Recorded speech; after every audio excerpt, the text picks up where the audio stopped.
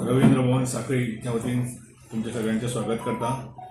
आमच्या ही जी टीम आसा तातूंत आसा आमचे प्रत्येक शिवप्रेमीचे संघटनेचे पदाधिकारी, त्याचबरोबर आमचे नगराध्यक्ष, पण ते नगराध्यक्ष म्हणून येना, शिवप्रेमी म्हणून आयिल्ले आसा. आमचे भारतीय जनता पार्टीचे अध्यक्ष रामा आणि त्याचप्रमाणे राष्ट्रीय कला केंद्राचे पदाधिकारी ऑफिसर डॉक्टर रेड्डी. आम्ही हांगा रवींद्र भवनात तरेतरेचे कार्यक्रम करत आसता. सगळ्यातून संगीत, नाट्य, बाकी आणि आमच्या चेअरमॅनान आमकां एकदां सांगलें की हे बाकीचे करता आसतना व्याख्यान सुद्दां तुमी अरेंज करपाक जाय, लोकांक तातूंत ज्ञान मेळपाक जाय. सो त्या निमित्तान आमी वाट पळयताले. सो पयलो आमी हांगा आतां हें करता रवींद्र भवन की शिवराज्याभिशेक दिना निमित्त डॉक्टर चारुदत्त आपलेचें कीर्तन आमी दवरलां. सो ही पयली पर्वणी आसा साखळेच्या लोकांक आनी आजूबाजूच्या लोकांक. सो त्या प्रमाणे आमी हे आज ही मिटींग आपयल्या, तें डिस्कशन कशें करपाचें ताचे सगळे बाकीचे डिटेल आढावा जो सुभाष भाई सांगतलो. 26, 27 आणि 28 हे 3 दीस आम्ही 27 तारीख शिवराज्याभिषेक दिन म्हणजे ॲक्च्युली तिथीनुसार आम्ही 27 तारखेक राज्याभिषेक सोहळाचो दिन आसा. पण ह्या निमित्तान आम्ही आमचे साखळी रवींद्र भवनच्या तर्फे आम्ही चारुदत्त आपलेचे महाकीर्तन म्हणटा. कित्याक तर आमी 3 दीस सातत्यान 3 वरांचें कीर्तन आसतलें. आनी ह्या किर्तनात तुमकां खबर आसतलें की चारुदत्त आपले एक नावाजलेलो कीर्तनकार आसा आनी तेजे व्याख्यान खूब कडेन किंवा कीर्तनां खूब कडेन जाता.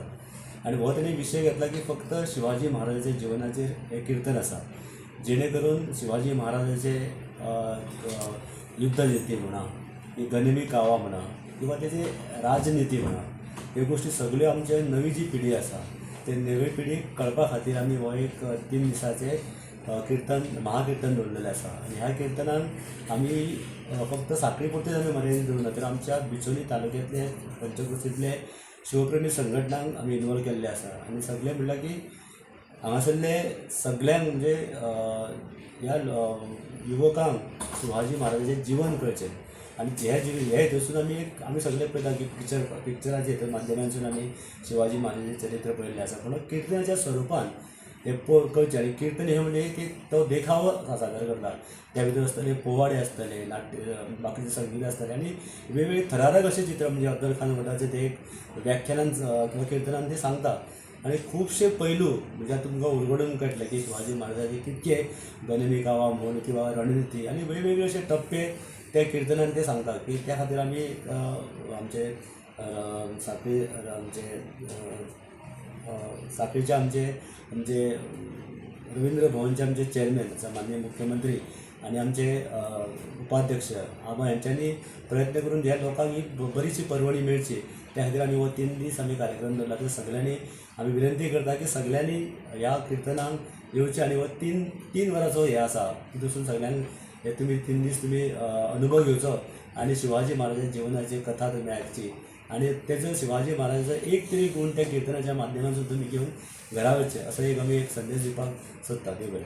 Regional Director for the Regional Center of Indira Gandhi National Center for the Arts, which is a autonomous institution under the Ministry of Culture, Government of India. So, as been the practice, we have been collaborating with Ravindra Bhavan, Sakli, and also various departments in the state government of Goa. For example, the Directorate of Museums and also the Department of Archaeology and also Department of Archives. So on the occasion of the Shivrajya Abhishek, which is going to be celebrated in a huge way on the 27th of this month, we collaborating with the Department of Archaeology, we are coming up with a 3-day exhibition on the historical arms and armor, which are dating back to the 16th and 17th century, which exactly is when our Chhatrapati Shivaji Maharaj was ruling this entire area. So as a part of that, what we are trying to bring to the general public is the arms, the weapons, how the when we talk about the weapons, we are usually remember the violence, the weapon, and also immediately what we get to our mind is the violence. But what is embedded, what is inside the weapons is a lot of art. How the weapons are made, what is the technology behind that, how the weapons are to be conserved, how are to be reused, used and again, and what are the techniques. So during these 3 days, most of the collection we are getting from the Core Heritage Pune. So it is head by Rakesh Rao, who is a well-known person from the Maharashtra area, Pune. So he'll be not only displaying these arms and armor. Armor is like the shield which is worn, and the arms is which is for the attacking and defense, both related equipment.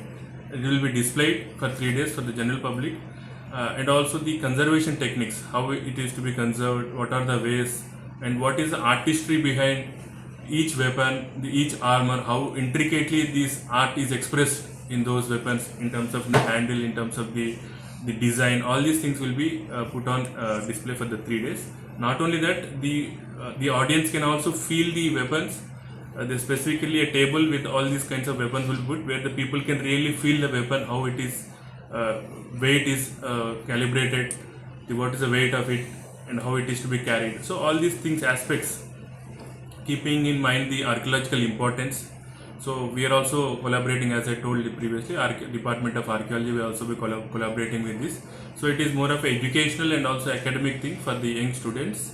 We are also expecting the large scale participation of the scholars and the students from different, especially this both from the Bichwali and Satari Taluka. And we look forward for the participation from all the teaching higher education institutions and the students, and also from the cultural enthusiasts who are interested in the conservation aspect of the metal artifacts. We welcome all. It is open to everyone, and the schedule will be detailed told by our Vice Chairman, Chamutkar.